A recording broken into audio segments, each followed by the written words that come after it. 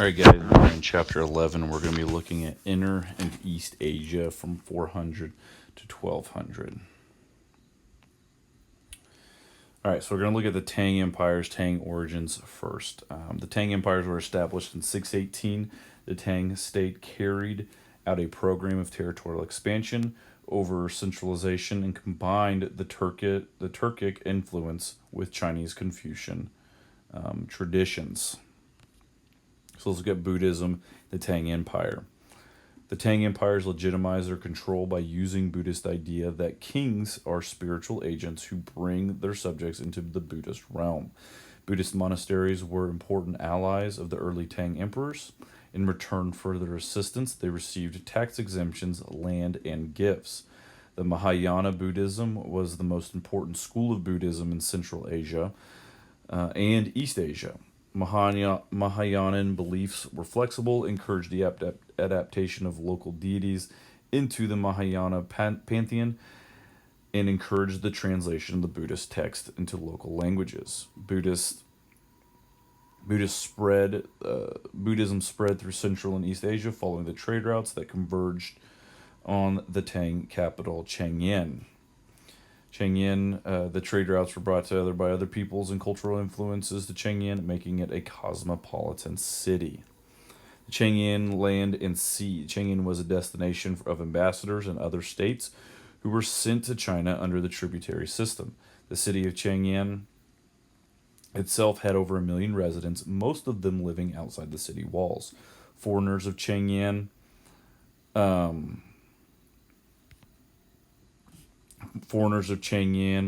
lived in special compounds. Urban residents lived and brought people and the goods to the city. With Chinese control over South China firmly established, Islamic and Jewish merchants from Western Asia came to China via the Indian Ocean trade routes. Large Chinese commercial ships plied the sea routes into Southeast Asia, carrying large amounts of goods. The bubonic plague was also brought from West Asia to China along these sea routes. So let's look at trade and cultural exchange. Tang China combined the cultural Asian influence transmitted mostly by Turkic peoples with Chinese culture, bringing polo, grape wine, tea, and spices. In trade, China lost its monopoly on silk and began to produce its own cotton, tea, and sugar. Tang roads, river transport, and canals facilitated a tremendous growth in trade. Tang China exported far more than it imported, with high quality silks and porcelain being among the most desired products. So then now let's look at the kind of the Euger and Tibetan empires, which is still within the area of China, but also the rivals for power. In the mid 8th century, a Turkic group, the Uyghurs, Uighurs, built an empire in Central Asia. The Uyghurs were known as merchants and scribes, had strong ties to both Islam and China, and developed their own script. The Uyghur Empire lasted for about 50 years. Tibet was a large empire with access to Southeast Asia, China, and South and Central Asia. Tibet was thus open to Indian, Chinese, and Islamic, and even via Iran, Greek culture. In the early Tang, relations between China and Tibet were friendly. The Tibetan king received a Chinese princess. Mahayana Buddhism was brought to Tibet and combined with the local religion. By the late 600s, friendly relations had given way to military rivalry in which Tibet allied with the southwestern kingdom of Nanchao, Nanchao, against the Tang. In the 9th century, the Tibetan king attempted to eliminate Buddhism but failed. Tibet had then entered a long period of monastic rule and isolation. So let's look at upheavals and repression. In the late 9th century, the Tang Empire broke the power of the Buddhist monasteries, and Confucian ideology was reasserted. The reason for the crackdown was that Buddhism was seen as undermining the family system and eroding the tax base by accumulating tax-free land and extracting hundreds of thousands of people to become monks and nuns. Buddhism also had been used to legitimize women's participation in politics. The most significant example of this was the career of Wu Zhao, Wuzhao, which it says on your slide, who took control of the government and made herself emperor with the ideological and material support of Buddhism. When Buddhism was repressed, Confucian scholars concocted accounts that painted highly critical portraits of Wu Zhao and other influential women in Chinese history. The crackdown of Buddhism brought the destruction of many Buddhist cultural artifacts. And then the end of the Tang Empire. As its territory expanded, it faced internal rebellions. The Tang dynasty relied on powerful provincial military governors to maintain peace. In 907, the Tang state ended, and the regional military governors established their own kingdoms. None of these smaller kingdoms were able to integrate territory on the scale of the Tang. As a result, East China was cut off from communication with the Islamic world and Europe. This is the area, the Tang Empire of Inner and East Asia. Gives you an idea of where we are talking about in the world.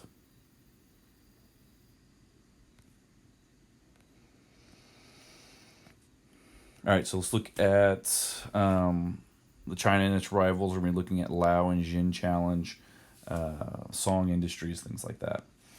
So let's look at the Liao and Jin challenge. After the fall of the Tang, a number of new states emerged in the former Tang territory. The Liao, the Jin, and the Chinese Song. As the Liao and Jin cut the Chinese off from Central Asia, the Song developed a seafaring and strengthened its contacts with Korea, Japan, and Southeast Asia. The Liao state included nomads and settled agriculturalists. The Liao kings presented themselves to their various subjects as Confucian rulers, Buddhist monarchs, and nomadic leaders. The Lao Rulers were of a Khitan ethnic group, Kitan. Lao Empire lasted from 916 to 1121. Lao had a strong military and forced the Song to give them annual payments of cash and silk in return for peace. To rid themselves of the Lao, the Song helped the Jurchens of Northeast Asia to defeat the Lao. The Jurchens established their own Jin Empire, turned on the Song, and drove them out of North and Central China in 1127. The Song continued to reign in South China and the Southern Song Empire from 1127 to 1279. So let's look at the Song industries. During the Song period, the Chinese made a number of technological innovations, many of them based on information that had been brought to China from West Asia during the cosmopolitan Tang era. Many of these innovations had to do with mathematics, astronomy, and calendar making. In 1088, the engineer Su Song constructed a huge chain-driven mechanical clock that told the time and day of the month, and indicated the movements of the moon and certain stars and planets.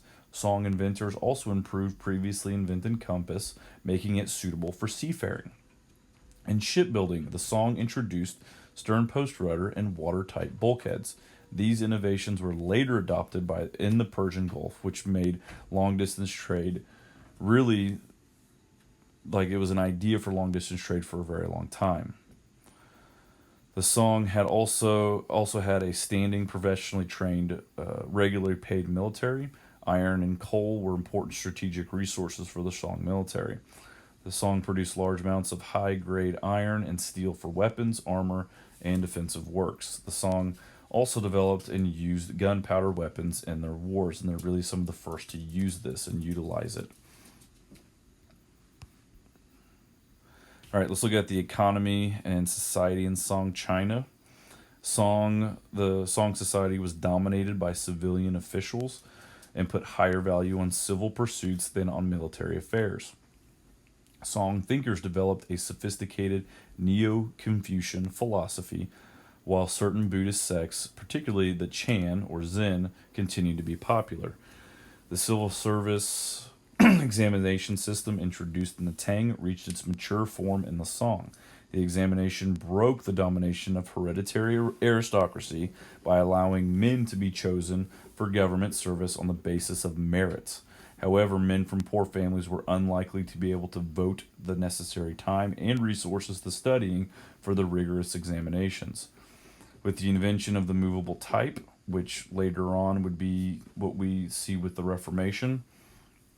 The Song government was able to mass produce authorized preparation texts for exam takers. Printing also contributed to the dissemination of new agricultural technology and thus helped to increase agricultural production and spur population growth in South China. During the Song period, China's population rose to about 100 million. Population growth was and economic growth fed the rise of large, crowded, and very well managed cities like Hangzhou. The Song period saw a wide use of inter-regional credit system called flying money and introduced in the introduction of government issued paper money. The paper money caused inflation and was later withdrawn. But it is the start of what we know and use today. The Song government was not able to control the market economy as closely as previous governments had done. Certain government functions, including tax collection, were privatized, and new merchant elite thrived in the cities, their wealth derived from trade rather than land. Women's status declined during the Song period. Women were entirely subordinated to men and lost their rights to own or manage property. They also lost their right to remarriage, which was strictly forbidden. Painfully bound feet became a mandatory status symbol for women, for elite women. Working class women and women of non-Han peoples of southern China did not bind their feet and had more independence than the elite China women had. This is a great map showing you guys some of the different areas that I just talked about and what I'm getting ready to talk about. This is the Susong's astronomical clock. All right, so let's look at the last few kingdoms and then we're done. So let's look at Korea first. The Korean hereditary elite absorbed Confucianism and Buddhism from China and passed them along to Japan. Several small Korean kingdoms were united, first by Silla in 668 and then by Koryo in the early 900s. Korea used woodblock printing as early as the 700s and later invented the movable type, which was passed on to the Song China. So Korea is actually gets credit for the first mass printing process. All right, in Japan, Japan's mountainous terrain was home to hundreds of small states that were unified, perhaps by horse riding warriors from Korea. This happened in the 4th or 5th century. The unified states established its government at Yamato and Honshu Island. In the mid-7th century, the rulers of Japan implemented a series of political reforms to establish a centralized government, legal code, and national histories. They also included architecture and city planning based on the model of Tang China. However, the Japanese did not copy the Chinese model uncritically. They adapted it to have the needs of Japan and maintain their own concept of emperorship. The native religion of Shinto survived alongside the imported Buddhist religion. Women of the aristocracy became royal consorts, thus linking the court with their own kinsmen. A constitution that influenced Japanese political thought for centuries was developed in 604 when Siuko, Siuko, a woman from an immigrant aristocratic family, reigned as empress, taking over her husband after his death in 592. During the Heian period, Heian, which lasted from 794 to 1185, the Fujiwara, which is Fujiwara clan, dominated the Japanese government. The Heian period is known for its aesthetic refinement of its aristocracy and for the elevation of civil officials above warriors. By the 1000s, some warrior clans became wealthy and powerful. After years of fighting, one warrior clan took control of Japan and established the Kamakura shogunate, with its capital in Kamakura in eastern Honshu. Now let's move down to Vietnam.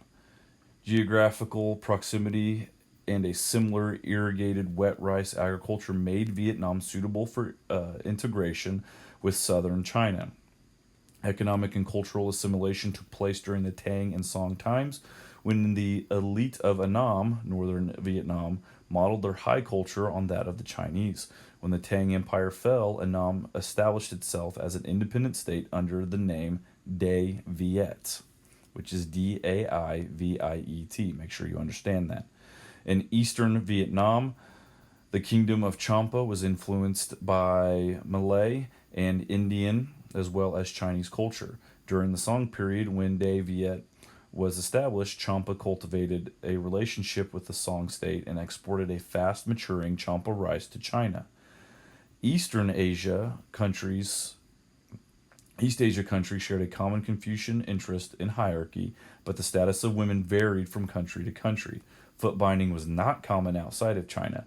Before Confucianism was introduced to Annam, women there had a higher status than women of Confucian China. Nowhere, however, was the education of women considered valuable or even desirable.